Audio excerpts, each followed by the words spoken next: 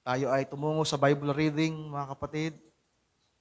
Samahan niyo ako sa sulat ni Apostol Pablo sa mga taga-Hebreo.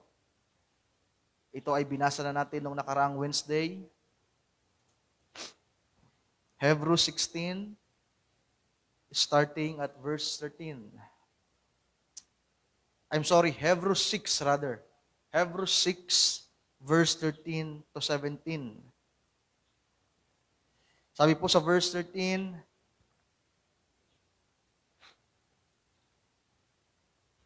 sabi dito, for when God made a promise to Abraham, because he could swear by no greater, he swore by himself, saying, surely blessing I will bless thee, and multiplying I will multiply thee. And so, after he had patiently endured, he obtained the promise. For men verily swear by the greater, and an oath for confirmation is to them an end of all strife, wherein God willing more abundantly to show unto the heirs of promise the immutability of his counsel, confirm it by an oath. So nagkaroon po ng oath-taking ang Panginoon for the first time. He made an oath-taking. Tayo saglit na manalangin, yuko natin ang ating mga ulo. O aming dakilang Diyos, na may ari po ng lahat ng bagay, may ari ng mga salitang ito na aming binasa. Sa iyo lamang kami, O Diyos, umaasa muli sa mga sandaling ito. Alam namin na ikaw ay aming kasama ngayon, sapagkat sinabi mo saan man naroon ang dalawa o tatlo na nakakatipon sa iyong pangalan, ikaw ay naroon sa kanilang kalagitnaan. And we believe, Lord God, ang mga salita mo ay nasa aming kalagitnaan ngayon. Ikaw at ang iyong salita ay iisa. Kaya nawa, sa umagang ito, muli mong ipakilala ang iyong sarili sa amin. Muli naming maunawaan, Panginoong Diyos, ang mga salitang ipapahayag mo sa araw na ito. Tulungan mo po ang bawat isa sa amin. At ikaw, O Diyos, ang maitaas sa araw na ito. Aming dalangin ito sa mo, hinihiling sa iyo pong dakila at banal na pangalan. So only in the mighty name of you, our Lord and Savior, Jesus Christ. Amen. And amen. You may be seated, mga kapatid.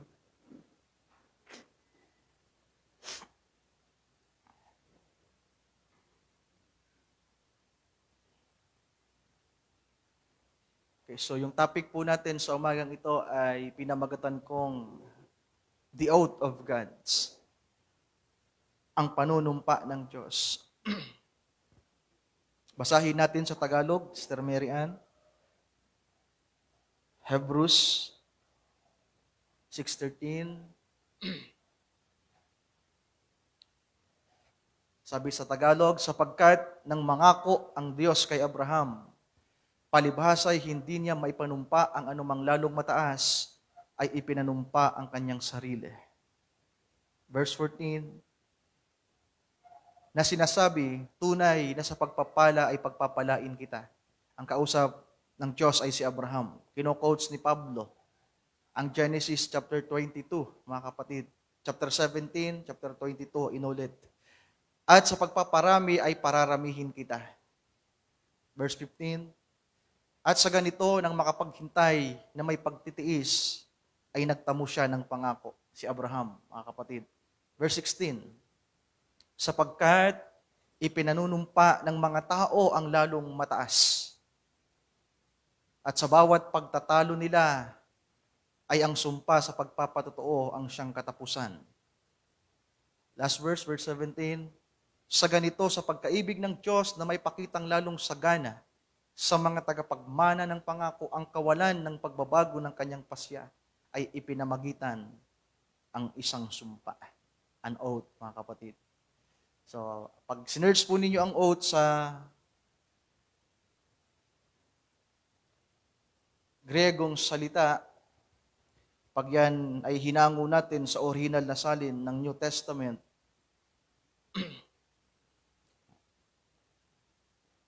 ang sabi dito, mga kapatid,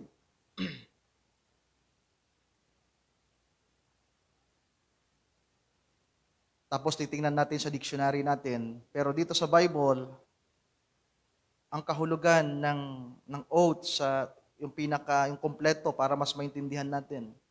Sabi dito, sa Thayer definition, from Greek word ito, na horkos, na ang ibig sabihin ng oath or horkos ay that which has been pledged or promised with an oath. So hindi lang pala ito basta pangako ng Panginoon. Kanina ay ipinangaral or itinuro ni Brother Jeric ang patungkol sa pagparito ng ating Panginoong Jesucristo at yan ay pangako, mga kapatid. At yan ang pinakadakilang pangako sa lahat ng pangako ng Panginoon. Diba? Ang muli niyang pagbabalik. Sapagkat sa kanyang muling pagbabalik, siya ay maghahari na po sa ibabaw ng lupa. Siya ang magiging hari ng lahat. Can we say amen to that?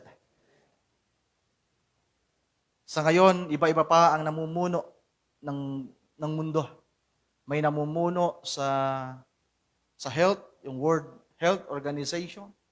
Saklaw nito ang lahat ng health sa buong mundo. Even yung military exercise, meron tayong United Nations, merong NATO, at mga makapangyarihang leader ang nandiyan. At may mga kanya-kanyang alliance, mga kapatid. Pagdating sa financial, di ba? Merong World Bank. At wala tayong magawa, mga kapatid. We are under by the law ng kasalukuyang batas na umiiral sa mundo. At napakaraming nag-aari ng mundo. Maraming nag-aangkin ng mundo. May kanya-kanya silang titulo, may kanya-kanya silang papiles. Ang lupang nilikha ng Diyos sa pasimula na inari niya na ibinigay kay Adan para kanyang pagharian, nang ito ay maagaw ng kaaway dahil sa pagkakasala ng mahulog ang tao, ito ay nahati na sa iba't ibang mga tao. Pero ang Biblia ay nagsasabi, mga kapatid, na ang mundong ito, ang lupang ito ay para sa mga tagapagmana. Amen.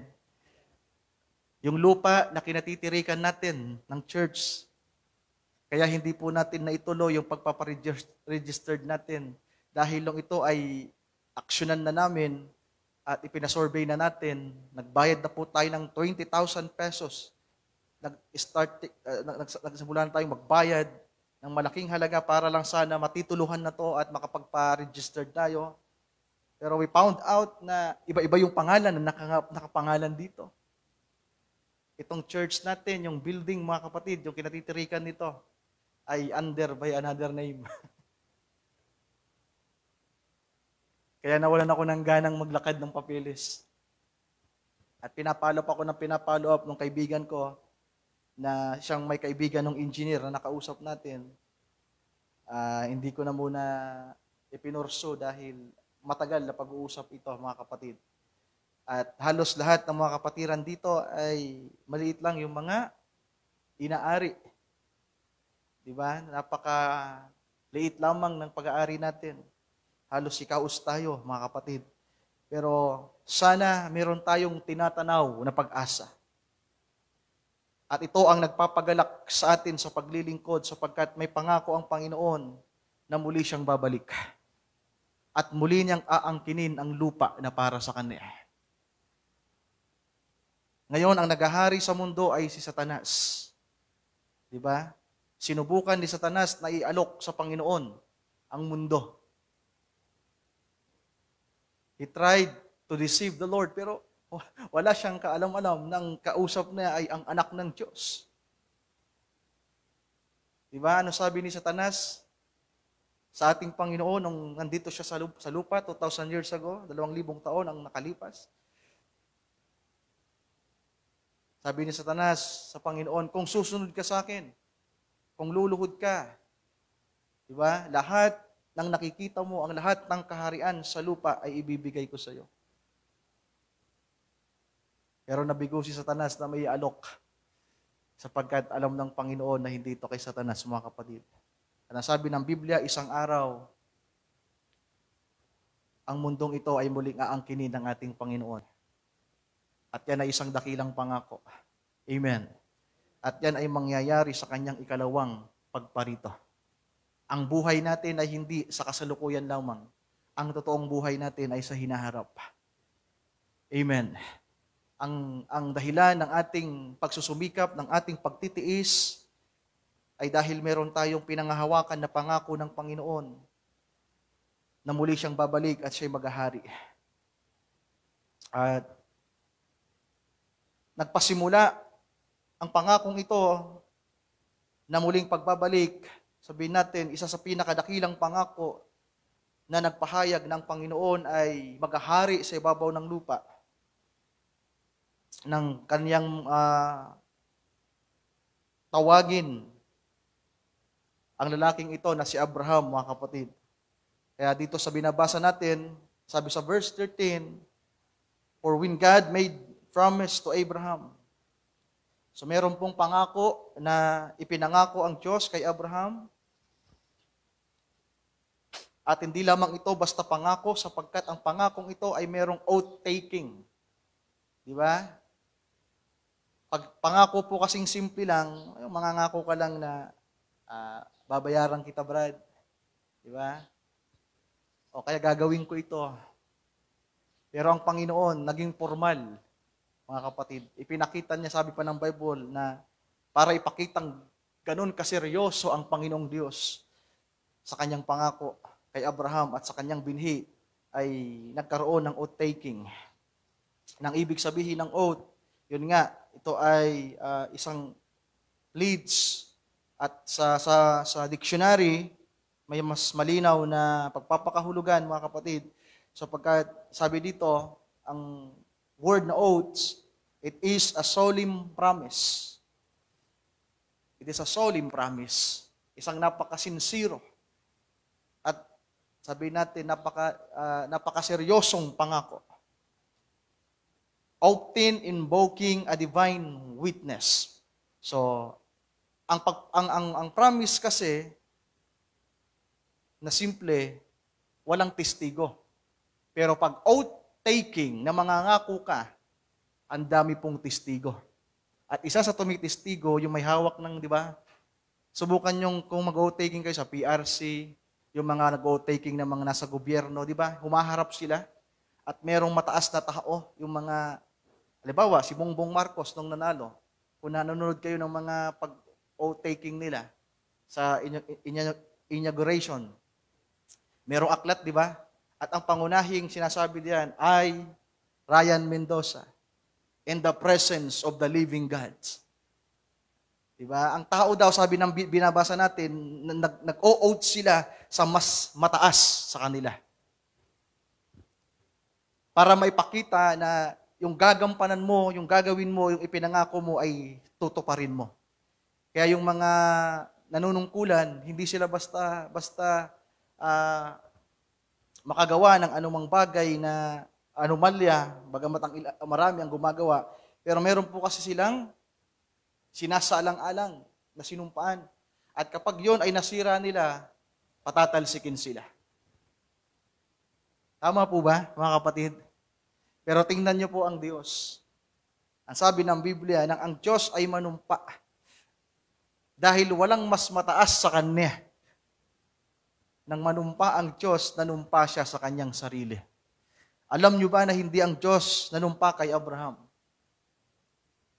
Dahil sa Abraham ay tao lamang, si Abraham ay may mga limitasyon, may mga pagkukulang na kagaya natin. Ang naging testigo ng Diyos sa kanyang panunumpa ay siya mismo. He swore by himself. He made an oath-taking by himself. Na kapag binigo ng Diyos ang kanyang pangako, ang kanyang obligasyon kay Abraham at sa kanyang binhi, di ba?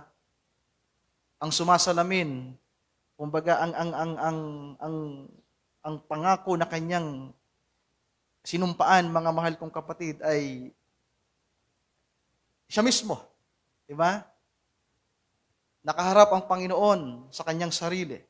Kaya sabi ng banal na kasulatan, para mapagtibay at maipakita na ang pangakong ito ay gagawin ng Diyos, hindi niya ito isinumpa sa kanino man. Na pwedeng sabihin ng Diyos, Abraham, testigo kita ngayon. Nanunumpa ako na pagpapalain kita, na ibibigay ko sa iyo ang lupaing ito, na mamanahin ito ng iyong binhi. Pero hindi po ganoon ang ginawa ng Diyos. Unang-una, si Abraham may hangganan din bilang tao. Kaya nang manumpa ang Diyos, mga kapatid, nanumpa siya sa kanyang sarili. At kung babasahin natin ang Genesis chapter 12, dito nagsimula ang meron pong 7 beses na pagdalaw ang Panginoon kay Abraham. 7 beses na dinalaw ng Diyos si Abraham. At makikita natin ano ang mga eksena sa mga pagdalaw na ito. Ang unang beses na pakikipag-usap ng Diyos kay Abraham ay nasa Genesis chapter 12. Simulan natin sa verse 1.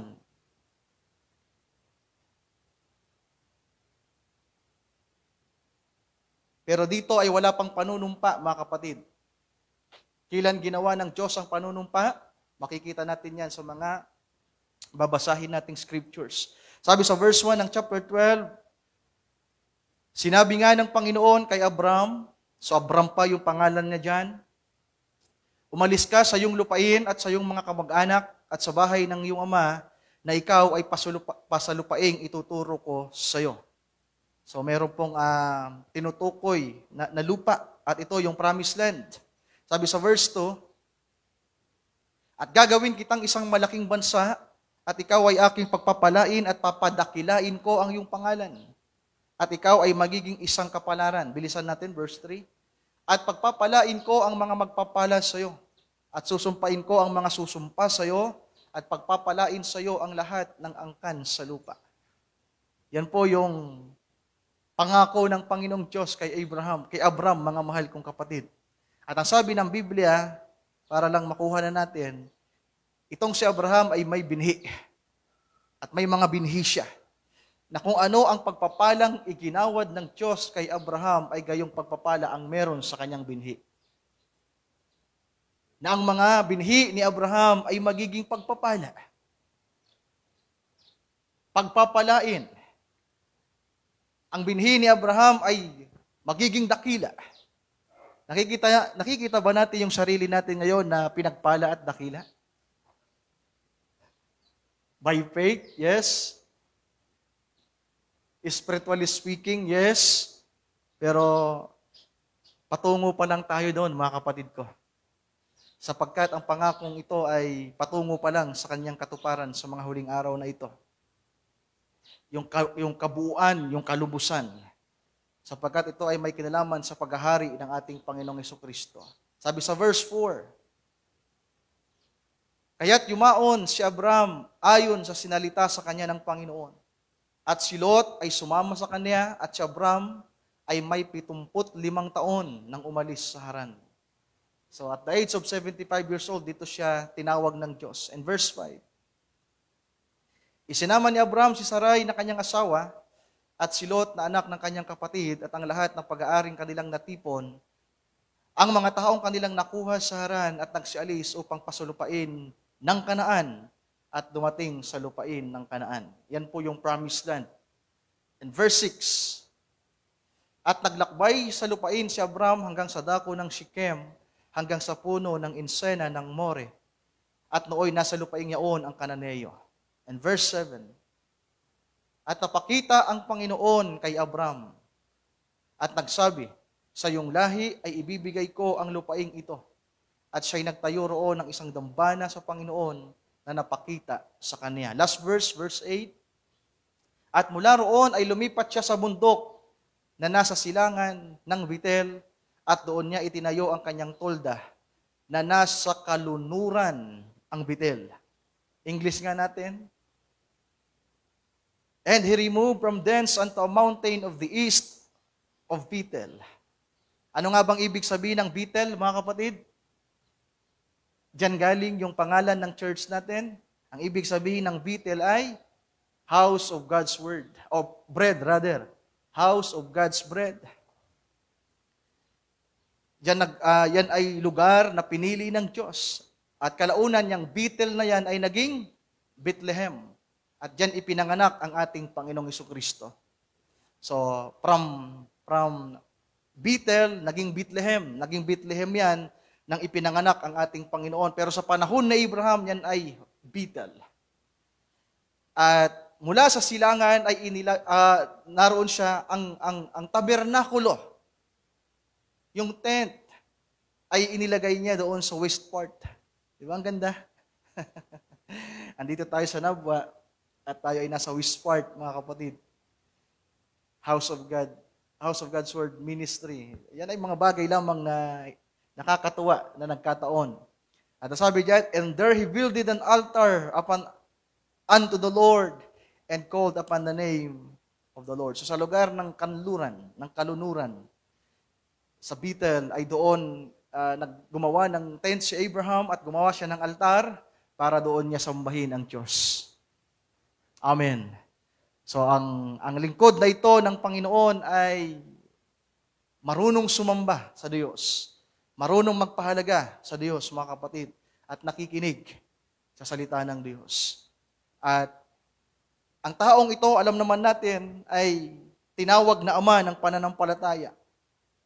Sapagkat sa sumunod na pagbisita ng Panginoon, basahin natin sa ikalawang pagkakataon, sa Genesis 15. Ito yung una sa chapter 12. Ang pangalawa ay nasa chapter 15.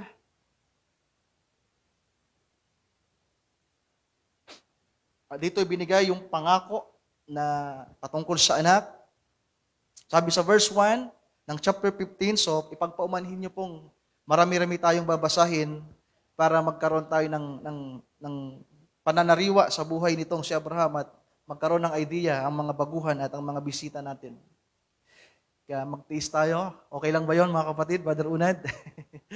So pagtiisan natin ng ilang sandali ng pagpapakilala kay Abraham dahil sayang naman yung pag-attend ng mga bisita natin at ng ilang mga baguhan natin. Ayaw kong mamiss nila ang lingkod na ito ng Diyos na si Abraham. Sabi sa verse 1, sa Tagalog na lang natin basahin, at mula roon ay lumipat siya sa bundok na nasa silangan ng Bethel at doon niya itinayo. Sister Meran, nasa chapter 15 na tayo, verse 1. Chapter 15, verse 1. Yan. Sabi sa verse 1, pagkatapos ng mga bagay na ito, ay dumating ang salita ng Panginoon kay Abram sa pangitain na nagsasabi, huwag kang matakot, Abram, ako ang iyong kalasag at ang iyong gantimpala na lubhang dakila. Verse 2, at sinabi ni Abram, O Panginoong Diyos, anong ibibigay mo sa akin? Kung ako'y nabubuhay na walang anak at ang mag-aari ng aking bahay ay itong taga-Damaskong si Eliezer. In verse 5, talon tayo sa verse 5 na lang. Verse 4 rather, Sir Meran, verse 4. Yan. At narito ang salita ng Panginoon ay dumating sa kanya na nagsabi, hindi ang taong ito ang magiging tagapagmana mo, kundi lalabas sa iyong sariling katawan ang magiging tagapagmana mo. And verse 5. At siya'y inilabas ng Panginoon sa Abraham mula sa kanyang tolda. At sinabi ng Panginoon, tumingala ka ngayon sa langit at iyong bilangin ang mga bituin kung mabibilang mo. Diba? Kung mabibilang daw ni Abraham ang mga bituin.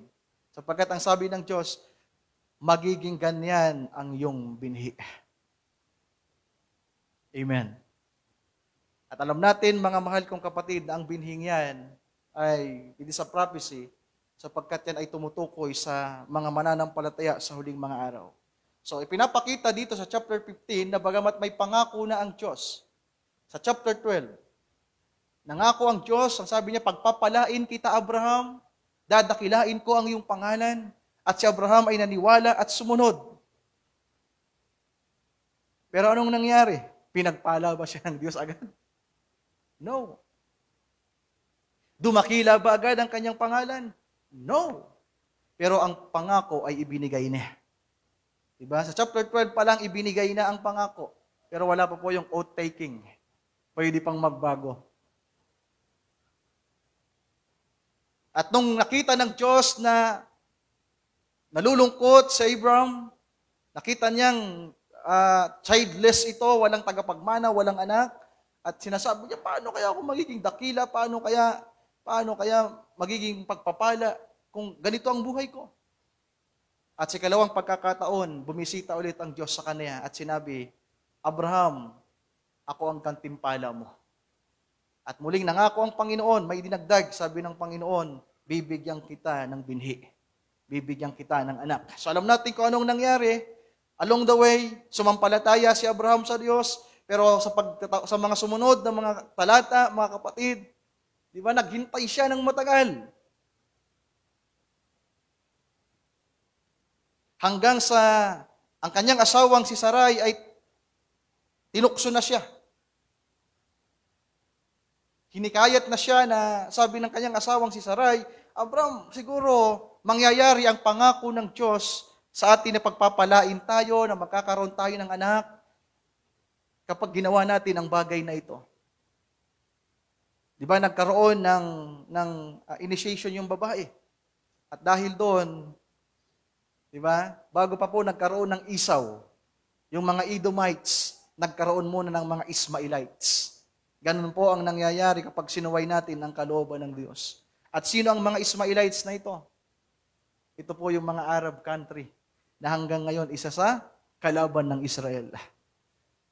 Dahil nang mahikayat ni Sarai si Abraham, nasabi ni Sarai, siguro ang pangako ng Diyos na pagpapalain tayo ay magkakaanak tayo ay dahil sa katulong natin na si Hagar.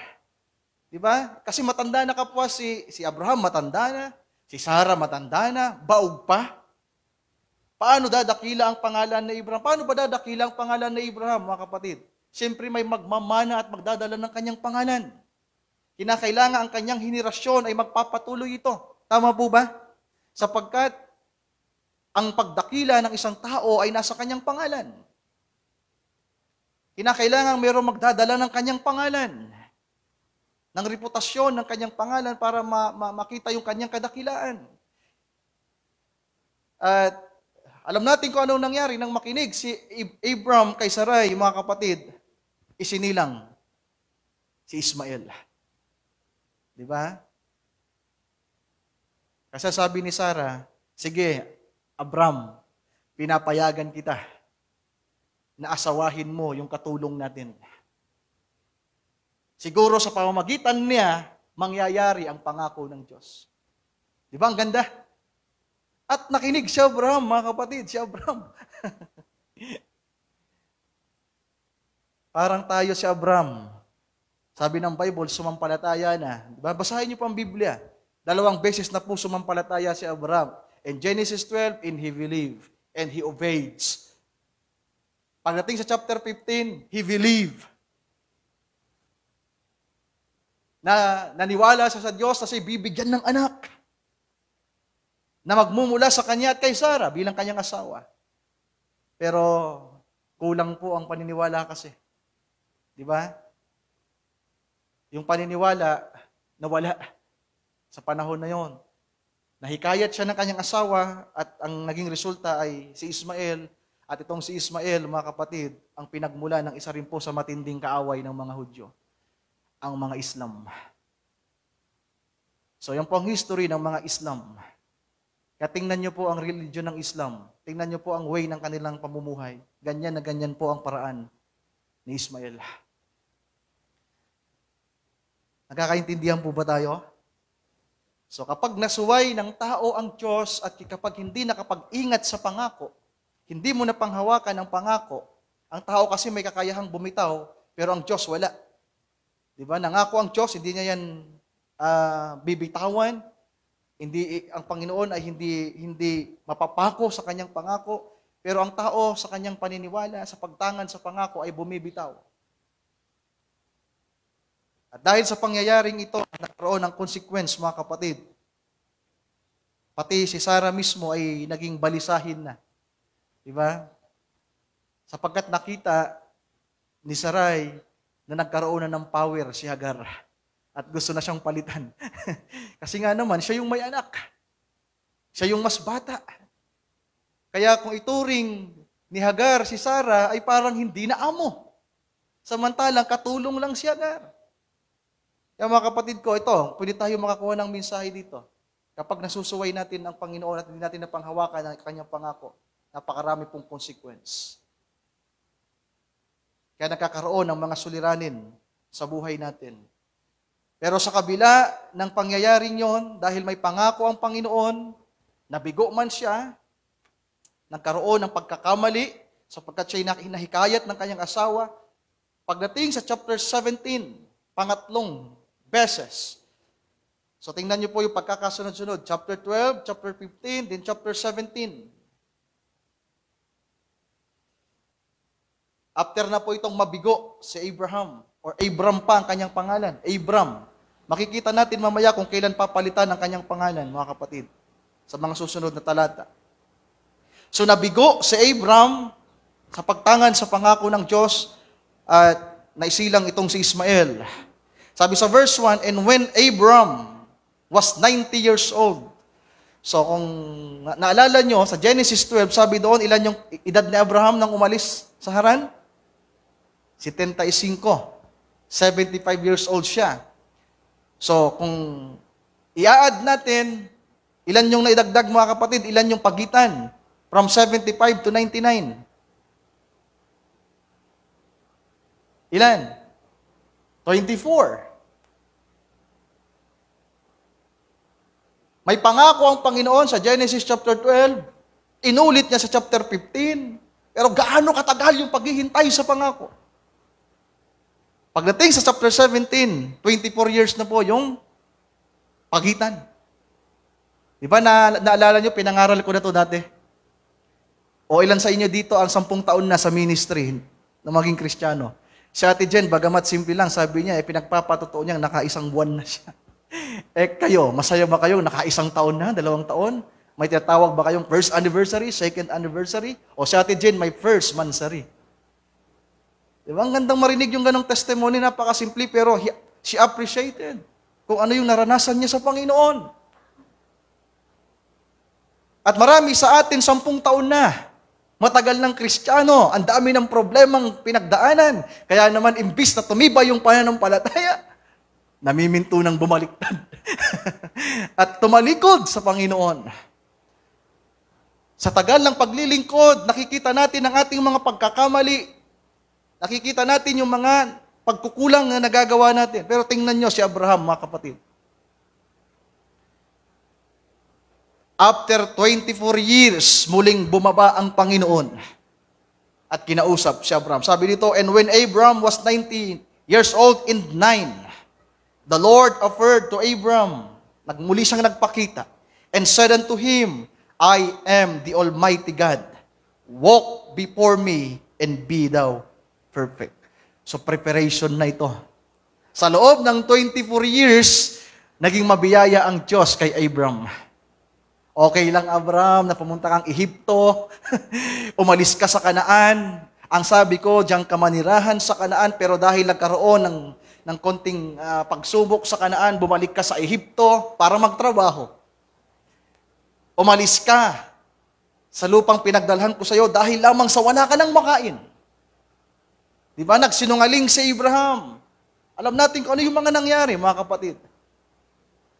At ipinatawad ng Diyos yung 24 years na yon. Dahil meron siyang pangako. Nasabi ng Panginoon, tunay na sa pagpapala ay pagpapalain kita at padadakilain kita. Bagamat wala pang oath-taking yon, tinatayuan ng Panginoon ang kanyang ipinangako kay Abraham. Sabi dito sa ikatlong pagpapakita ng Panginoong Diyos, Abraham, panahon na para lumakad kang kasama ko. Hindi mo kasi kayang lumakad na mag-isa. Hindi ka pwedeng lumakad na ikaw ang nasa unahan. Di ba? Pinangaral ko na dati. Kinakailangan sa paglalakad natin sa pananampalataya, mga mahal kong kapatid, ang Diyos ang nasa unahan. Pag sinabing walk before me, hindi walk beside me. Pag walk beside me, andito siya sa gilid. Right or left. Or sinasabing, walk after me. Di ba? Siya yung nasa unahan. Pero nasabihin ng Panginoon dito, sabi ng Panginoong Diyos kay Abraham, panahon na para lumakad ka na nasa likuran ko. Hayaang ako ang manguna sa buhay mo. Amen. So parang tayo to, mga kapatid, kadalasan ang buhay natin, kaya tayo nasa mga weaknesses, mga pagkukulang, tayo kasi ang nasa unahan. Di ba? Mga desisyon natin, tayo. Pero ang nais ng Diyos, lumakad tayong siya ang nasa unahan. Amen. Kung ano ang nais niya, pag sinabi ng Diyos, ganito ang gagawin natin. He is the captain of the host, siya yung leader natin. Pag sinabi niyang ganito, ganito. At kinakailangan nating sumunod sa Kanya. So dumating ang araw na sinabi ito ng Panginoon kay Abram. At sabi sa verse 2, and I will make my covenant between me and thee, and I will multiply thee exceedingly. And Abram fell on his face, and God took with him, saying, As for me, behold, my covenant is with thee, and thou shalt be a father of many nations. So inulit niya yung chapter 15, na sabi doon, ang kanyang binhi ay magiging kagaya ng mga bituin sa langit. At dito mas nilinaw na ng Panginoon, na hindi lang pala ito literal na ito yung mga bituin, kundi ito ay mga taong manggagaling sa iba't ibang bansa. Thou shalt be a father of many nations. So hindi lang po ito ang Israel. Pag pinag-usapan ang literal na binhi, ang Israel lang po ang kumikilala, sabi natin kinikilalang binhi ni Abraham. Diyan ang galing yung mga Hudyo. Kaya nga di ba yung mga Pharisee, yung mga Sadducee, nang dumating ang ating Panginoon, ang claiming nila, kami ay binhi ni Abraham. Kami ay binhi ni Abraham. Ipinagmamalaki nilang sila ay binhi ni Abraham. Pero nung sabi ng Panginoon, kung totoong binhi kayo ni Abraham, tatanggapin ninyo ako. Kung totoong binhi kayo ni Abraham, gagawin ninyo ang mga gawa ng inyong amang si Abraham. Kaya alam ng Panginoon na may mga totoong anak si Abraham sa pananampalataya. Kaya sabi dito, sa verse 5, sa pagpapatuloy, dito na po yung pagpapalit ng kanyang pangalan. Neither shall thy name anymore be called Abram, but thy name shall be Abraham, for a father of many nations I have made thee. And I will make thee exceeding fruitful, and I will make nations of thee, and kings shall come out of thee. And I will establish my covenant between me and thee in thy seed, after thee in their generation, for an everlasting covenant, to be a God unto thee and to thy seed after thee. And verse 8, and I will give unto thee and to thy seed after thee the land wherein thou art a stranger, all the land of Canaan, for an everlasting possession, and I will be their gods. So, inulit ng Panginoon at mas nililinaw na niya, mga kapatid, yung kanyang tipan at yung kanyang pangako kay Abraham. At ito'y prophecy. Sapagkat ito pala ay everlasting possession. Ang pagpapalang ito ay magpawalang hanggan, mga kapatid. Kaya hindi lamang ito tumutukoy sa mga natural na bagay. So, sa panahong ito, na-recharge si Abraham, lumakas muli ang kanyang pananampalataya. So, hindi po nangangahulugan na sabi ng Bible sa Roma chapter 4 na si Abraham ay, di ba, lumakas sa pananampalataya. Pero hindi nangangahulugan na hindi nagkataon o hindi nagkaroon ng pagkakataon na sa panahon ng mga paghihintay sa pangakong ito ay hindi nanghina si Abraham. Nararanasan din po ni Abraham, mga kapatid, na manghina na kagaya natin. Pero ang kagandahan, may pangako ang Diyos sa kanya. Kaya every time na nasa panghihina siya, every time na si Abraham ay nabibigo at nagkakamali, ang Diyos ay nangungusap sa kanya. Amen. Kaya muling ipinapaalala ng Diyos ang kanyang pangako, ang kanyang tipan sa lalaking ito. So, gaano ba kahalaga ang bagay na ito, mga kapatid? Para sa atin. Sabi kasi ni Apostol Pablo, mamaya babasahin natin, sige babasahin na nga natin sa Galatia, para lang makuha natin. Tapos itutuloy natin yung pagbabasa sa ilang pang mga pagdalaw ng Panginoon. Sa Galatia, basahin natin. Sa chapter 3,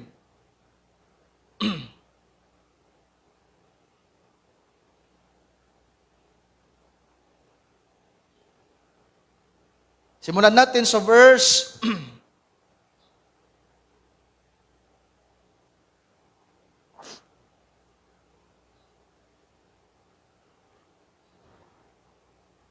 verse 26 hanggang 29. Galatia, sa sulat ni Apostol Pablo, Kabanatang 3, sabi sa verse 26, For ye are all the children of God by faith in Christ Jesus. Can we say amen to that? Tayo daw pong lahat ay mga anak ng Diyos sa pamamagitan ng pananampalataya kay Kristo Jesus. In verse 27, For as many of you as have been baptized into Christ, have put on Christ. Diba? Yung mga sumampalataya na nabautismuhan, nabinyagan sa pangalan ng Panginoong Hesukristo ay ibinibihis sa kanila si Kristo. Kaya nga nagiging Kristiyano tayo. Tama yung patotoo ni Sister Jane, mga kapatid.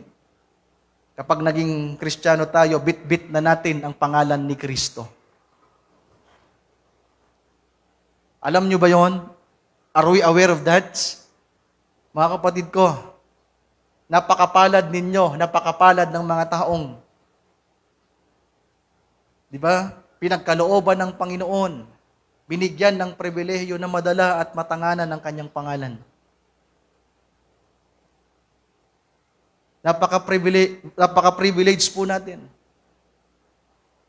Kung meron man tayong may pagmamalaki, na sabihin natin higit na may pagmamalaki, ay hindi ang mga bagay na meron tayo, kundi dahil si Kristo ay nasa atin. Nakikilala natin ang Panginoon at tayo ay sumasampalataya sa Kanya. Kasabi diyan sa mga nabautismuhan, ibinihis sa kanila si Kristo. Verse 28, Walang magiging Hudyo o Grego man, walang magiging alipin o malaya man, walang magiging lalaki o babae man, sapagkat kayong lahat ay iisa kay Hesukristo. And verse 29, sabi sa verse 29, At kung kayo ay kay Kristo, kayo ay binhi ni Abraham. Can we say amen to that? Ibig sabihin silang mga nasa pananampalataya, mga kapatid ko, meron tayong pinagmulan. May pangako ang Diyos kay Abraham at sa kanyang mga binhi. God made a promise to Abraham and to his seed after him. Kasabi dito, sila ng mga sumasampalataya kay Kristo, may pangako para sa inyo na ibinigay ng Diyos sa panahon pa ni Abraham. Gaano katagal lang nakalipas? 4,000 years ago. God made a promise. Hindi lamang po nung 2,000 years ago. 2,000 years ago, dumating si Kristo, ang ating Panginoon. Inalay niya ang kanyang buhay. Pero, 4,000 years ago, ano meron nung 4,000 years ago? Nirapture ng Panginoong Diyos si Enoch. Kilala niyo ba si Enoch? Ang unang taong hindi nakaranas ng kamatayang pisikal. Sapagkat ang sabi ng Biblia, si Enoch ay lumakad na kasama ng Diyos sa lahat ng panahon ng kanyang buhay. Kaya naman hindi siya namatay. Pagkus pa kinuha siya ng Panginoon, God took him. Kaya nasaan si Enoch ngayon? Nasa paraiso. Nasa ikatlong langit. Kasama ng mga banal. Amen. Hallelujah. Ano nangyari 4,000 years ago? Bumaba ang Panginoon para i-reveal ang kanyang sikreto kay Abraham. At 4,000 years ago din, mga kapatid ko,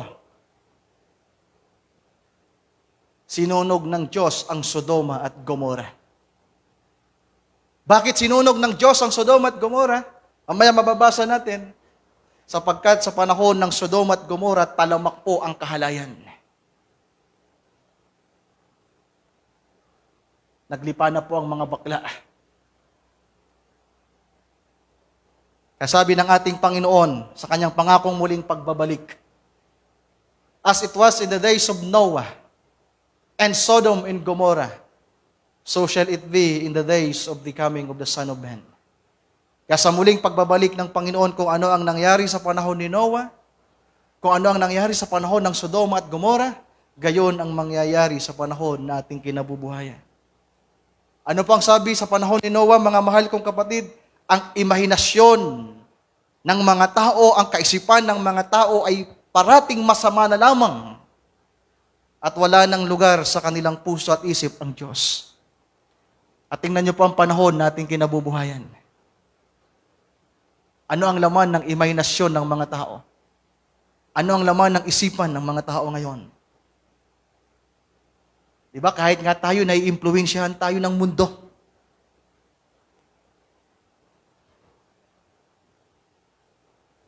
Kahit tayo, mga mahal kong kapatid, ang ating isipan at puso ay nauukupa ng mga bagay ng mundo. Pero kung babalikan natin yung mga araw na nagdaan, mga kapatid, nung elementary ako, nung high school ako, nung elementary si Regina, nung elementary si Brother Alex, anong buhay at paraan ng pamumuhay ang meron sa panahon na yon? Baka kakita ka ng mga babaeng nakasaya. Tingnan nyo ang mga nakalipas na panahon, mga larawang nagdaan. Diba, meron ako mga pinapalaw na page. Mga kapatid, yung mga Pilipino noon, ang ganda ng kasuotan. Napaka-Maginoo, napakahinhin ng mga kababaihan. Pero tingnan nyo ang panahon na kinabubuhayan natin. Napakahalay, mga mahal kong kapatid. Puro ang nasa isip ng tao ay ang kanilang sarili. Kaya tamang hula ng kasulatan, sabi ng sulat ni Pablo kay Timothy, tandaan mo ito, Timothy, na sa mga huling araw, ang mga tao ay madadaya. Sila'y mahihikayat ng mga mapandayang espiritu. Na imbis na maging maibigin sa Diyos, ay naging maibigin sa kanilang mga sarili. At wala nang inatupag kundi ang kanilang sarili. At ganyan po sa panahon ni Noah, mga kapatid ko. Ganyan sa panahon ng Sodom and Gomorrah. Kaya salamat sapagkat sa muling pagbabalik ng Panginoon, sa muling pangako niya na pagbabalik, kung paanong merong mga nakasurvive, may mga nakaligtas, may mga naging mapalad, ay gayon na may mga taong magiging mapalad din sa mga huling araw na ito. Amen. But at the same time, mga kapatid, ikinalulungkot kong sabihin at ipaalala ulit na kung paanong may mga mapalad, ay gayon din naman na merong mga sinawing palad. Nang sasapitin nila ay ang paghatol at paghuhukom ng Diyos. So binasa natin ito sapagkat ito pa lang si Abraham na dinalaw ng Panginoon 4,000 years ago ay may kinalaman sa mga Kristiyano sa huling mga araw. Amen. So balikan natin si Abraham, mga kapatid. At least nakarelate na tayo. Balikan natin ang chapter 17. Sana po ay magsakto yung oras ko. Ituloy natin.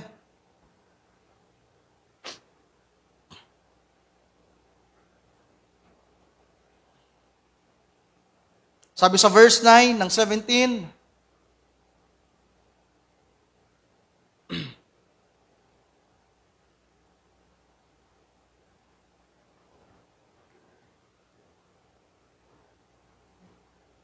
and God said unto Abraham,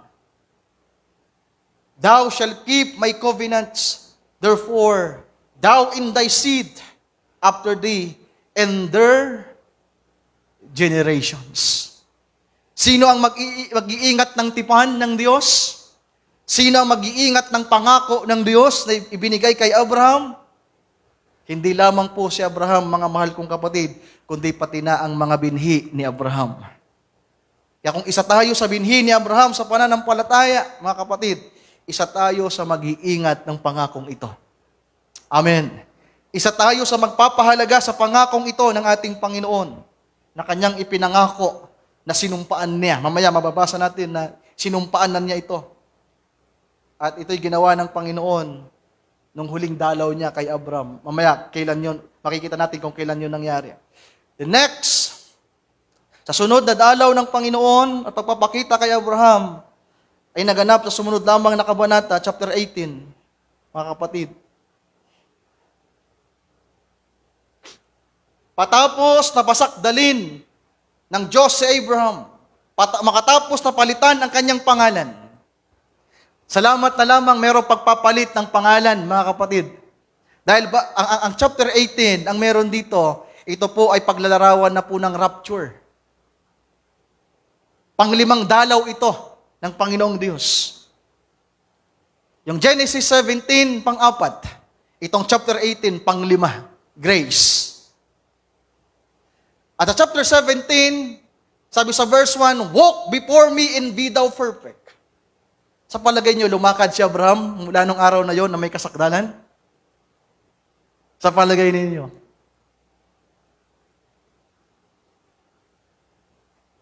At pinalitan na ang kanyang pangalan. Ano meron sa pangalan ni Abraham, mga mahal kong kapatid? Ikinabit na ng Diyos ang kanyang pangalan. Amen. Tayo sa panahon natin ngayon, Christian, di ba? Ang meron sa atin ay yung Christ. Din yung IAN, tayo yon, I am nothing. Pero si Abraham, yung Abraham, walang kwentang pangalan yon. Pero nang ilagay yung Ham, ang ibig sabihin ng Ham ay life of God. Ibinigay ng Diyos ang kanyang buhay kay Abraham, mga mahal kong kapatid, pinagtiwalaan ng Diyos itong si Abraham na magdala ng kanyang pangalan. Katingnan nyo. From Abraham to Abraham. Taglay na ngayon ang buhay ng Diyos, mga kapatid. Kapag dating sa chapter 18, ito po yung panahon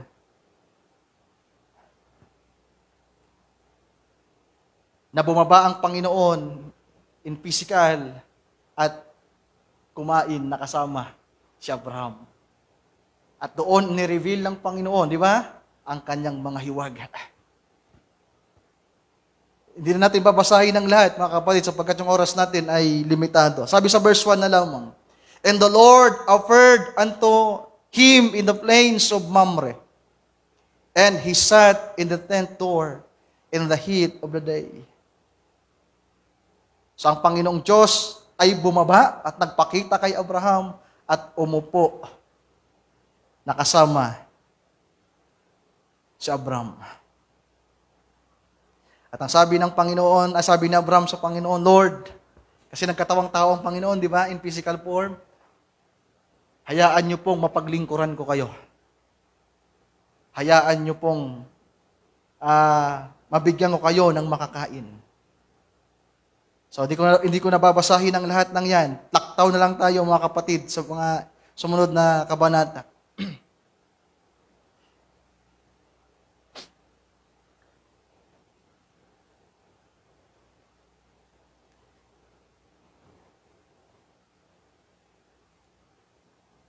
Sabi sa verse 17 tayo, talon tayo sa verse 17. At patuloy sila sa pag-uusap. At habang nag-uusap ang Panginoong Diyos at si Abraham, sabi ng Panginoon sa kanyang puso, and the Lord said, shall I hide from Abraham the thing which I do? Ililihim ko ba kay Abraham ang mga bagay na gagawin ko? So preparation na yan, mga kapatid. Kaya naniniwala ko na bago ang pag-agaw, makakasalo muna natin ang Panginoon. Di ba? Sabi sa Revelation chapter 3, kumakatok ang Panginoon. Basahin nga natin sa Sister Mary Ann, Revelation chapter 3, kung paanong umupo, kumain na magkasalo itong si Abraham sa kanyang ikalamang pagpapakita ng Panginoong Diyos, ay gayon ang gagawin ng Panginoon sa mga huling araw na ito. Sa chapter 3, verse 21. O sa verse 20. Sa verse 20, Sister Mary Ann. Try to imagine yung nangyari sa Genesis 18, mga kapatid. Kumatok siguro ang Panginoon kay Abraham, no? Walang kamalay-malay si Abraham nung araw na yon, meron siyang bisita ulit. Ang Panginoon sa pisikal na kalagayan, nakakain, nakasama niya. At dito sa verse 20 ng chapter 3, ang Panginoon ito, sabi niyan, "Behold, I stand at the door and knock." Kumakatok siya. "If any man hear my voice and open the door, I will come into him and will sup with him and he with me." Tagalogin nga natin. Sabi ng Panginoon, "Narito ako'y nakatayo sa pintuan at tumutuktok. Kung ang sino man ay duminig ng aking tinig at magbukas ng pinto, ako'y papasok sa kanya at hahapong kasalo." Ibig sabihin, uupong kasalo niya at magiging kasalo niya ang Diyos. Amen. At pagdating sa verse 21, "He that overcomes," sabi sa verse 21, "To him that overcometh, will I grant to sit with me in my throne." Anong nangyari mga kapatid sa lahat ng makakasama ng Panginoon na uupong kasama niya? Lahat ng makakasalo ng Panginoon, God will reveal His secret. Kung paanong ni-reveal ng Panginoon kay Abraham ang kanyang mga lihim, ang kanyang mga gagawin, pati na ang pagtupok sa Sodoma at Gomora. Ganon i-reveal ng Panginoon sa huling mga araw na ito sa nobya ni Kristo, ano ang gagawin ng Diyos sa mundong ito. Nais nyo ba yun? Na kapag ang Panginoon umupo na sa puso natin, darating ang araw na si Kristo papasok sa puso natin at siya'y uupo na kasama ng ating spirito at kaluluwa. Hindi man natin siya makasamang pisikal, mga kapatid, sapagkat siya'y spirito na gumagawa sa ating panahon at gagawa sa ating panahon. Pero may pangako ang Biblia na ang Panginoon ay mananahan sa ating puso. Amen. Papasok siya sa atin kung pagbibigyan natin ng Panginoon, mga mahal kong kapatid, kung pagbubuksan natin siya sa buhay natin. At lahat na nagpaanyaya sa Panginoon at binigyan ng pagkakataon na umupo si Kristo sa kanilang puso, sa kanilang buhay. Sabi diyan, isang araw, dadalhin ka ng Panginoon sa kanyang trono. Amen. Hallelujah. Sabi diyan, "To him that overcome will I grant to sit with me in my throne. From the throne of your hearts to His throne." Walang makakaparoon sa trono ng Diyos sa millennium, sa paghahari sa mundong ito. Sapagkat ang sabi ng Revelation chapter 15, ang mundong ito ay magiging kanya. The kingdom of this world will be the kingdom of our Lord and Savior Jesus Christ. Pero walang makakasama sa kaharian na yon, sa paghahari na yon ng Panginoon, maliban na si Kristo ay nakasama mo muna sa iyong puso. Kung paanong si Abraham, mga mahal kong kapatid, nakipag-usap ng masinsinan sa Panginoon, ay gayon ang mangyayari sa mga anak ng Diyos sa huling araw na ito. Magkakaroon tayo ng masinsinang pakikipag-usap sa Kanya. Heart to heart.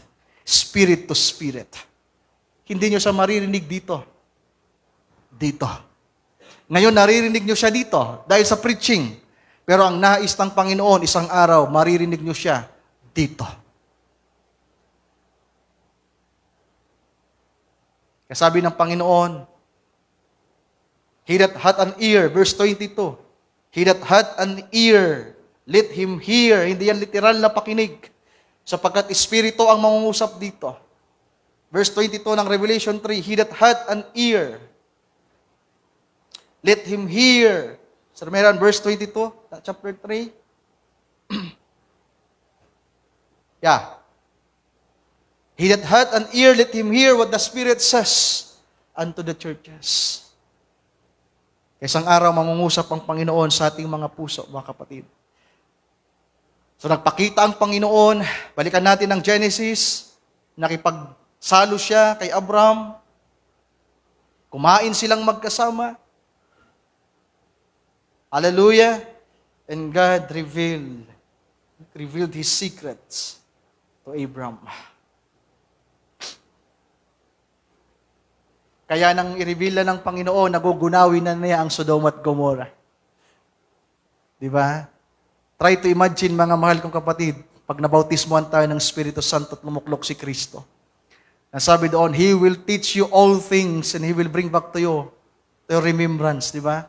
All that He says. Sasabihin ng Panginoon habang nakikipag-usap sa inyo, sa araw na ito, sa araw na yan, sa buwan na yan, makikita mo na ang physical kong katawan. At sa taong ito, dadanasin na ng mundo ang Great Tribulation. Ano ang ginawa ni Abraham, mga kapatid? Nung ika-anim na magpakita ang Diyos kay Abraham, ika-anim na ha, ika-lima, nagpakita ang Diyos kay Abraham para i-reveal ang kanyang sikreto at sabihin ang mga bagay na kanyang gagawin. At nakausap ni Abraham ng masinsinan ng Diyos at nakasalon niya ang Panginoon. At muling umalis ang Panginoon. Masayang masaya si Abraham. Pero nung ika-anim, sa verse 22, mga kapatid, sa mga sumunod na mga talata, sa pagpapatuloy ng kanilang pag-uusap sa mga dito, ito'y panahon na para gunawin ng Diyos ang Sodoma at Gomora. At ano po ang ginawa ni Abraham na nakakaalam, mga mahal kong kapatid? Nag-intercede siya. Naging mediator siya ngayon. Naging mediator siya sa mga foolish virgin. Di ba? Tutupukin na kasi ng Panginoong Diyos ang Sodoma at Gomora. Ang nakakalungkot, yung pamilya ng kanyang pamangkin na si Lot ay nandoon sa Sodoma at Gomora. Sapagkat si Abraham ay tumitipo sa nobya ni Kristo na nakakaalam ng hiwaga, ng lihim ng Diyos. At ito namang si Lot na inibig ang Sodoma at Gomora, na mas gustong gawin ang mga bagay ng Sodoma at Gomora. Salamat na lang may nobyang Abraham, di ba? May isang Abraham na namagitan. Ano sabi ni Abraham?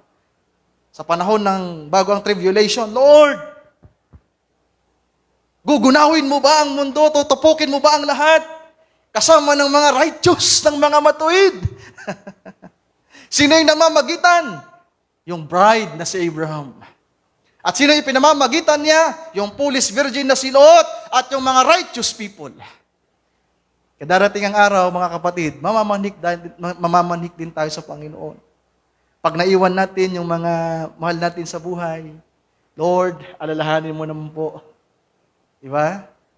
Eh yung mga banal nga, mga kapatid, na nasa altar ngayon ng Diyos, sa ikatlong langit, they are still praying. Namamanig sila sa Panginoon, ay paghiganti na sila. Pero sabi ng Panginoon, maghintay pa kayo. Kang ginawa ni Abraham dito sa ikatlong pagpapakita at pagkikipag-usap ng Panginoon, nung gugunawin ng Sodoma at Gomora, na magitan siya. At ang pampito na pagdalaw ng Panginoon, mga kapatid, shortcut na natin to.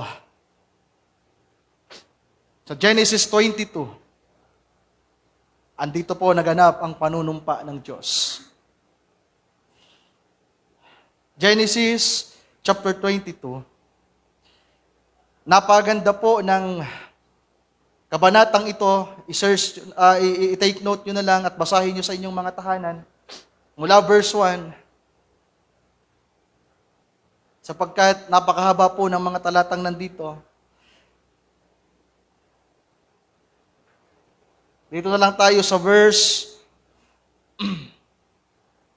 16. Ito po yung panahon na sinubok ng Panginoong Diyos si Abraham patungkol sa kanyang anak. At napagtagumpayan niya, mga kapatid. Sabi sa verse 16,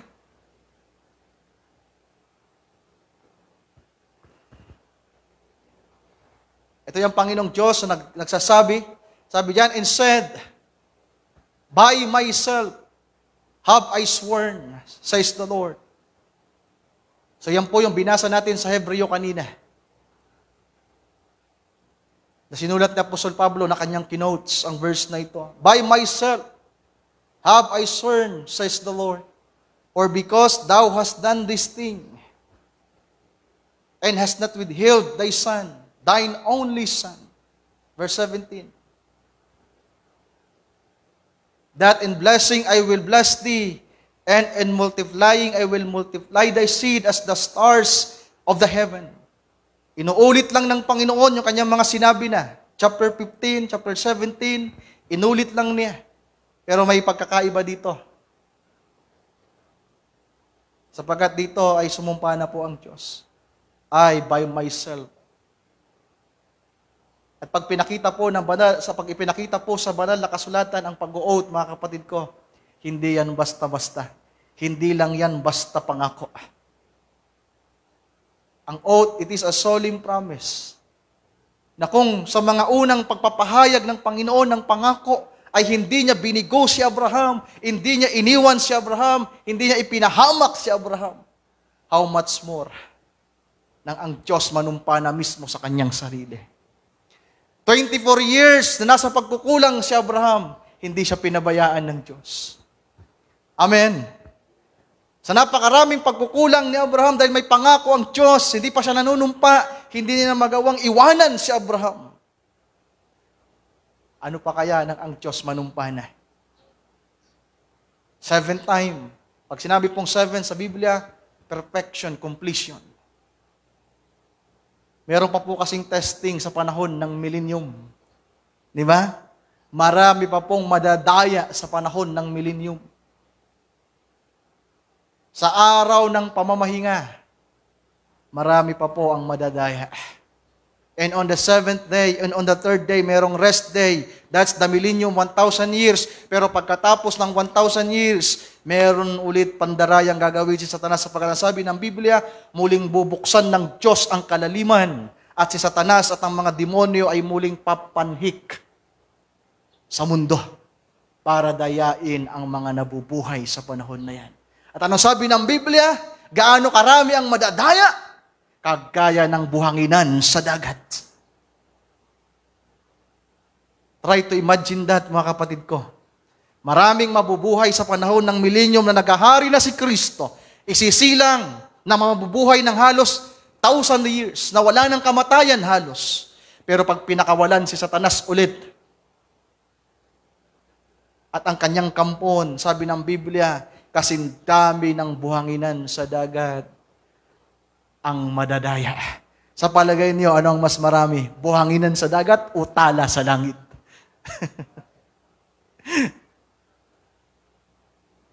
May makakasagot kaya? Brother Wilson, sa palagay mo lang, ano ang mas marami? Bituin sa langit o buhanginan sa dagat? Kayo ang sumagot. Ano ang mas marami? Mga bituin sa langit o mga buhangin sa dagat? Wala, di ko rin alam, mga kapatid. Pero kapag nakausap natin siya, sasabihin ng Panginoon, Ryan, yung tanong mo nung nakaraang joint fellowship ninyo, mas marami ang... Yes, talaga pa Panginoon, mas marami ang... O baka sabihin ng Panginoon, kung gaano karami ang buhangin, ganon din karami ang bituin. Sapagkat maglalaban sila, magkamat sila. Who knows, mga kapatid? Pero yan po ang sinasabi ng Biblia. Natutuwa ko sa opening ni Brother Ninoy kanina. Actually, yung dapat kong title is Standing on the Promises of God. Pinalitan ko lang. Sabi ni Kuya Ninoy, sino handa nang tumayo? Kaya mga kapatid ko, sinong handa nang tumayo sa pagbabalik ng Panginoon? Di ba sabi ng Malakay chapter 3, sino ang makakatayo sa kanyang pagbabalik? Sino? Are you one of them? Na sa pagbabalik ni Kristo, kapag siya'y bumaba sa langit, isa kayo sa nakatayo na nakataas ang noo.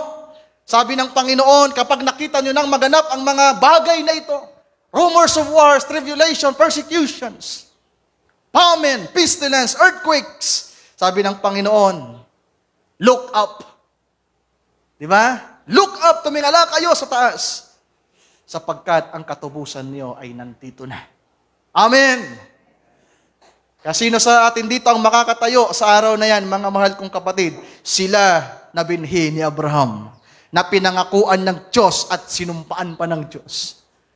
A promise made an oath.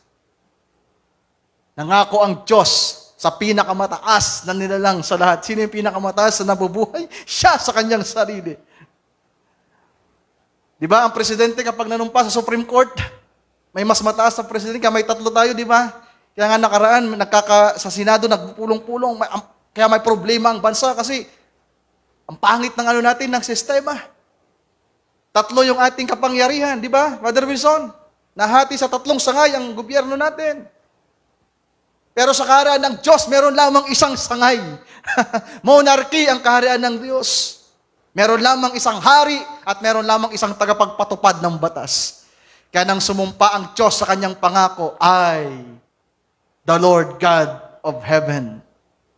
Nangangako ako, nanunumpa ko sa araw na ito, na sa pagpapala ay pagpapalain ko si Abraham at ang kanyang binhi magpakailanman. Wala na pong bawian yan, mga kapatid ko. Sabi ng Biblia, ipinakita ng Diyos ang katibayan ng kanyang pangako nang sumumpa siya sa kanyang sarili. Sapagkat ang biguin ng kanyang pangako ay tila pagbigo sa kanyang sarili at kawalan ng pagiging bisa ng kanyang pagiging Diyos. Pero kailanman ay hindi mawawalan ng bisa, dignity, ang ating Panginoong Diyos. Kaya lahat ng binhi ni Abraham na sa ngayon ay naghihintay sa dakilang pangako.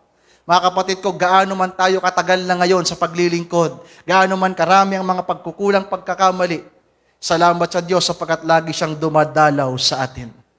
Lagi siyang nangungusap, lagi siyang nagpapahayag, lagi niya tayong itinataas. Inililift up, ini-encourage. Every time na nasusumpungan tayo sa mga pagkakamali, alam niyo kung bakit? Hindi bibiguin ng Diyos ang kanyang pangako. Nang sabihin ng Diyos, pagpapalain ko si Abraham. Kaya hanggat may utang tayo, hanggat meron tayong binabayaran, may kahinaan tayo, mga kapatid ko, hindi titigil ang Diyos sa paggawa. Dadalaw at dadalaw siya sa buhay ninyo, sa buhay natin, at isang araw, sa ikapitong pagdalaw niya. Diba? O sa ikalimang pagdalaw na, kung ilang pagdalaw man ang gagawin niya, kasi sabi ng Biblia, sa pagdalaw ng Panginoon, may tinatawag na God's visitation sa mga mananampalataya. Sa pagdalaw ng Diyos, sa pagbaba ng Panginoon sa atin. Hallelujah. Ipapahayag ng Diyos ang kanyang mga pangako. Tutuparin niya ang lahat ng ito. Can we say amen to that?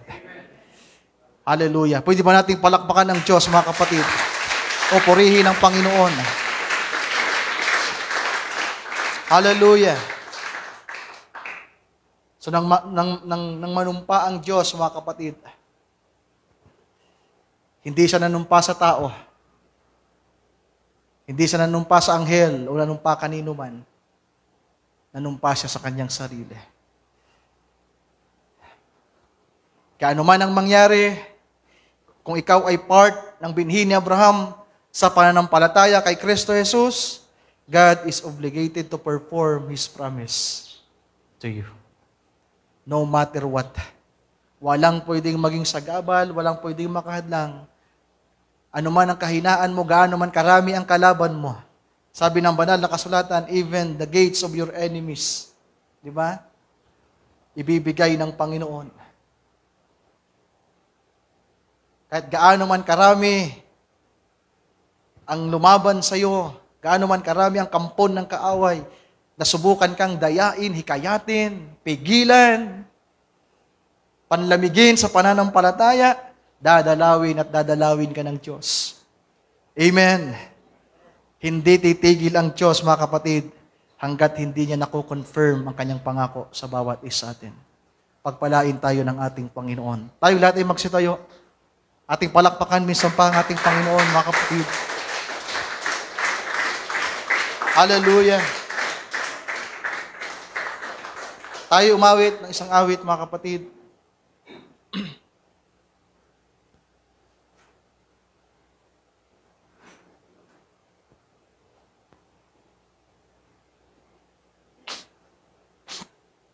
Basahin natin ulit, Sister Mary Ann, yung teksto natin. Sa Hebrews chapter 6, sa mga unahang talata ng chapter 6, sabi yan, maraming tatalikod. Maraming hindi magpapatuloy, mga kapatid. Pero sabi ni Apostol Pablo, hindi tayo kasama sa mga tatalikod. I hope so. Hindi tayo kasama sa mga mabubuwal. Kundi kasama tayo sa mga makakapagpatuloy sa mga huling araw na ito. Sabi sa teksto natin, Sa verse 11, atras tayo sa verse 11.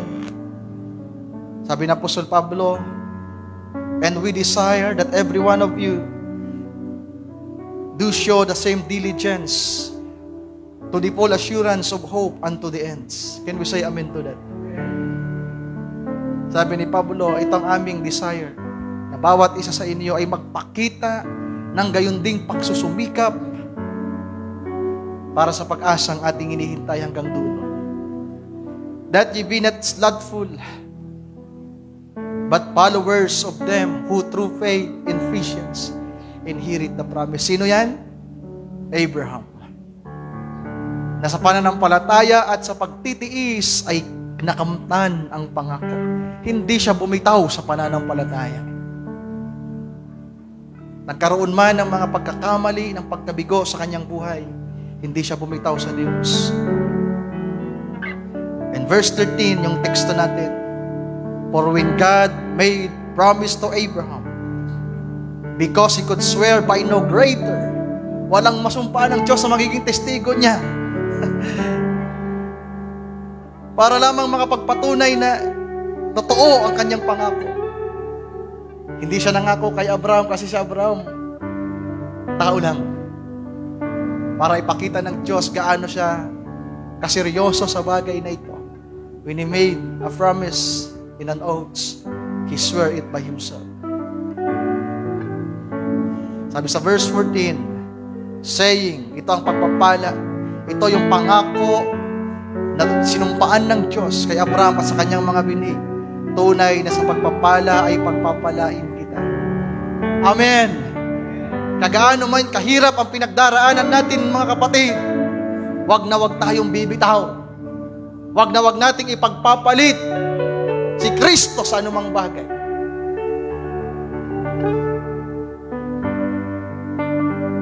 Sapagkat may pangako ng higit pang pagpapala para sa atin. Wala man tayo ngayong kanya-kanyang mga bahay, yung iba nangungupahan, pagtiis ka lang, kapatid. Yung iba kubo lang ang bahay, karag-karag ang bahay, hindi sarili ang bahay. May bahay pero ang mga nandun kaaway. Di ba? There is no peace. Hawakan mo lang ang pangako ng Diyos. Amen. Maniwala ka lang sa kanyang pangako, sapagkat hindi bumibigo ang Panginoon sa kanyang pangako. Tunay na sa pagpapala ay pagpapalain kita, at sa pagpaparami ay pararamihin kita. Verse 15. At sa ganito, amen, nang makapaghintay na may pagtitiis, ay nagtamo siya ng pangako. Kaya mga kapatid ko, alam ko marami pa tayong pagdaraan ng tiisin sa buhay. Marami pa tayong mga sasapiting, mga pagsubok, karamdaman. Si Ate Jane, yung dinanas siya sa ice pa lang. Di ba? Si Job, nang bigyan ng Panginoon ng sakit mula ulo hanggang paa, puro sugat, cancerous. Ano man ang ating pagdaanan, huwag tayong bibitaw. Lead, stand still. Mga kapatid, tumayo tayo. Manindigan tayo sa Panginoon, lalong-lalo sa mga huling araw na ito. Huwag na huwag kayong papayag na agawin ng kaaway, ng mundo, ang inyong atensyon, ang inyong puso sa Panginoon. Naway lalong mag-umalab ang ating puso sa paglilingkod sa Diyos at manghawakan ng kanyang mga pangako. Awitin natin, Standing on the Promises, sa isang malumanay na pag-awit. Mga kapatid, kaya ba nating awitin yan ng medyo solemn, mga kapatid? Sino sa atin dito ang handang tumayo sa pangako ng Panginoon? Na sa pagpapala ay pagpapalain kita. Na isa ka sa maghahari sa mundong ito. Umay. Hallelujah. Awitin natin yan. Samahan niyo ako, mga kapatid.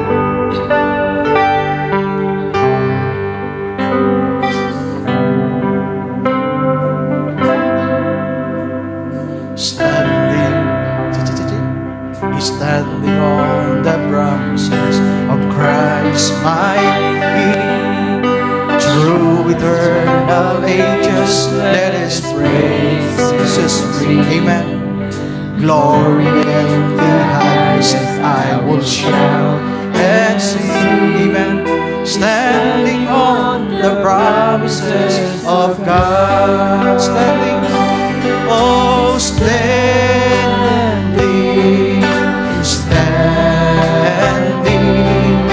standing on the promises of God, my Savior. Amen, Lord. I'm standing, I'm standing on the promises of God. Standing on the promises that cannot fail. When the rolling storms of doubt and fear assail, by the living word of God, I shall prevail. Standing on the promises of God. Oh, standing, Amen, Lord. I'm standing on the promises of God, my Savior. Standing, I'm standing, I'm standing on the promises. Verse 3 of God. Standing on the promises I now can see. Amen.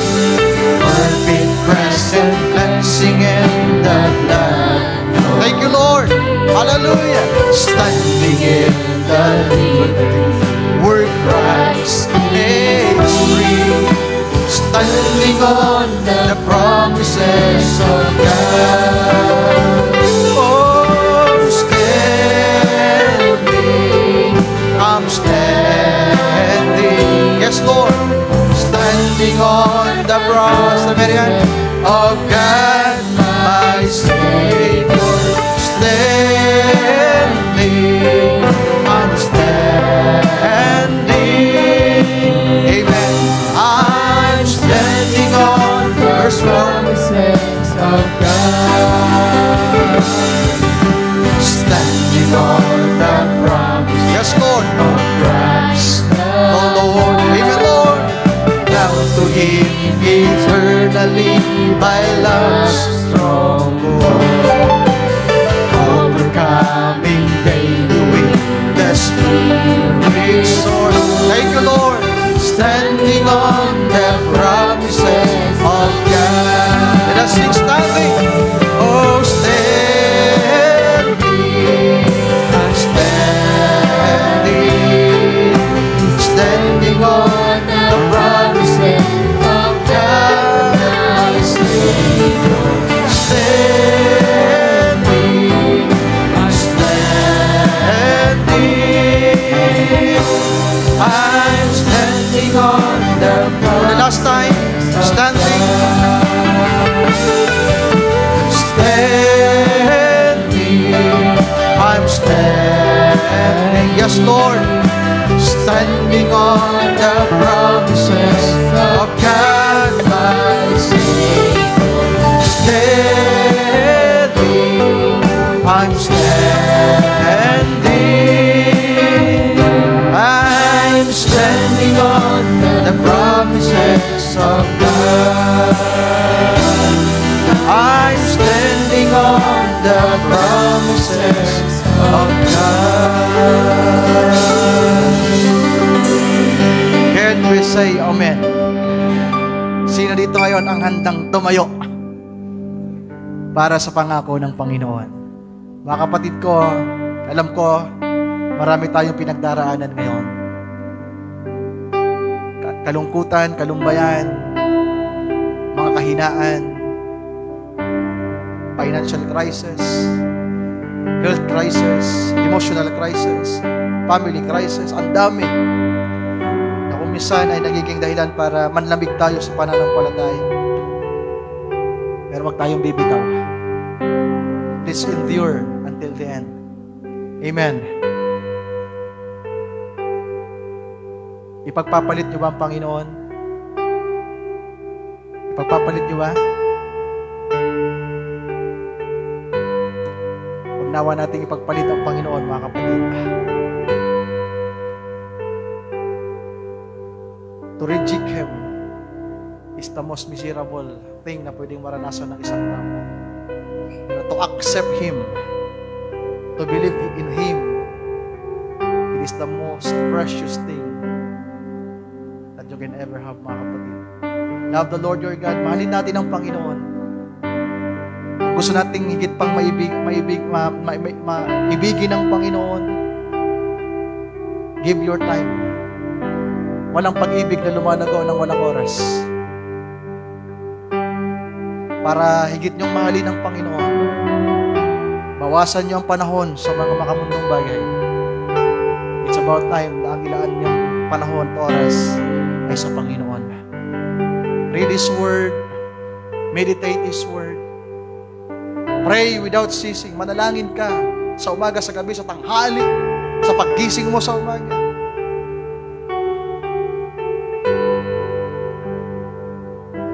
Kayo ang nakakaalam, mga kapatid, kung ano nasa puso niyo. If you truly in love with the Lord, kayo ang nakakaalam.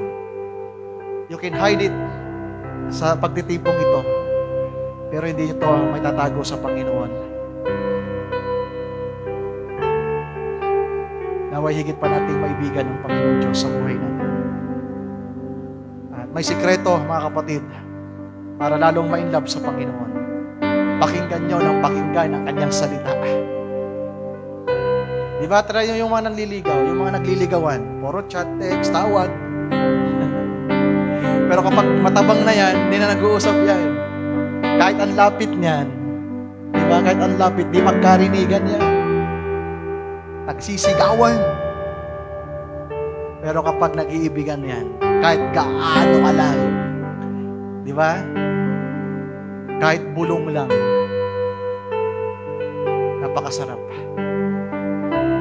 Kaya kung ang preaching at teaching ng Panginoon ay pasigaw ninyong naririnig, it's a kind of rebuke.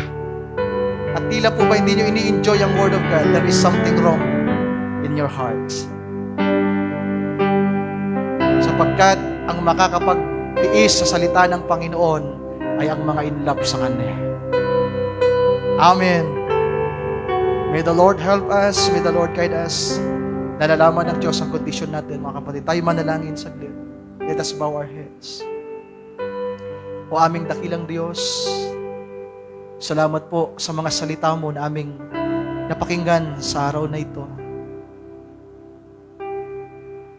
Aming napagtanto, Lord, aming nalaman sa umagang ito na nang mangako ka kay Abraham, ay sinumpaan mo ito, Panginoong Diyos. At hindi lamang ito para kay Abraham, kundi para sa kanyang binhi.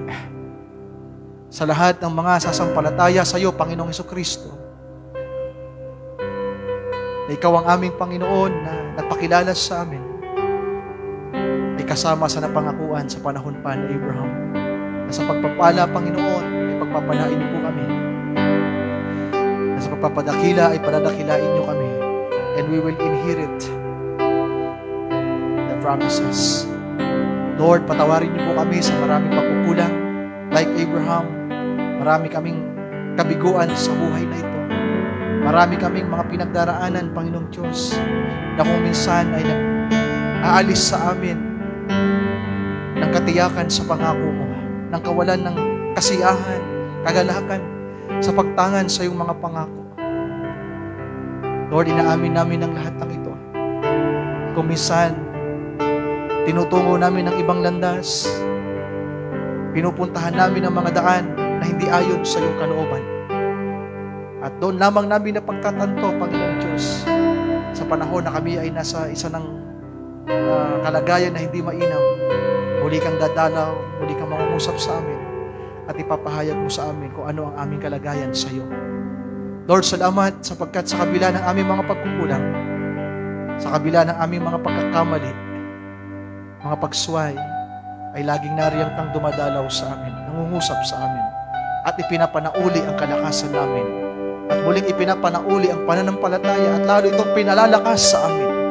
Na totoo, Panginoon, nanghihina kami, malimit kaming manghina. Pero every time na nangungusap ka, Panginoong Diyos, lalo rin naman kaming lumalakas from faith to faith. Hallelujah.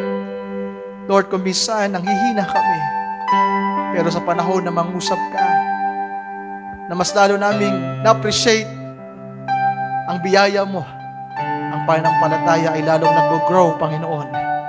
Na sa bawat pagkakamali at pag-abot mo sa amin, lalong umaangat ang antas ng pananampalataya ng bawat isa. At lalo naming napagtatanto, Panginoong Diyos, na kami ay mga iniibig mo, na kailanman ay hindi mo kami pababayaan o pinabayaan, Panginoon. Nakagaya ng nasusulat sa binasa namin kanina, na sa bawat stripes or pagtatalo ay merong sumpang namamagitan. Panginoon, tunay kami ay nasusumpungan sa pakikipag-alit sa iyo dahil sa mga bagay na pinipili namin dito sa mundo. Pero sa bawat pag-uusap muli, Panginoong Diyos, between you and us, Lord, nagkakaroon ng sumpaan. Nagkakaroon ng pananauli ng pangako na sinasabi mo, kailanman ay hindi kita pababayaan. Lumakad kang kasama ko, magpakasakdal ka, hindi kita pababayaan. Lord, maraming salamat. Pagpalain mo po ang bawat isa sa araw na ito. Pagpalain mo po ng higit pa ang iyong mga salita, Panginoong Diyos, sa mga nakapakinig sa umagang ito. Sa iyo ko po itinatagubilin ang gawain. Sa dakong ito, ang mga kapatiran, ang mga bisita, ang mga kakilala namin, Panginoong Diyos, ang mga kapatiran sa iba't ibang dako. Ikaw nawa, O Diyos, ang patuloy na mag-ingat sa bawat isa, magpalat sa bawat isa. Thank you so much, Lord Jesus. We bring back to you all the glory and honor and praise. And we ask all these things in prayer in the mighty name of you, our Lord and Savior, Jesus Christ. Amen. Amen. And amen. Ating palakpakan ng Panginoon, mga kapatid.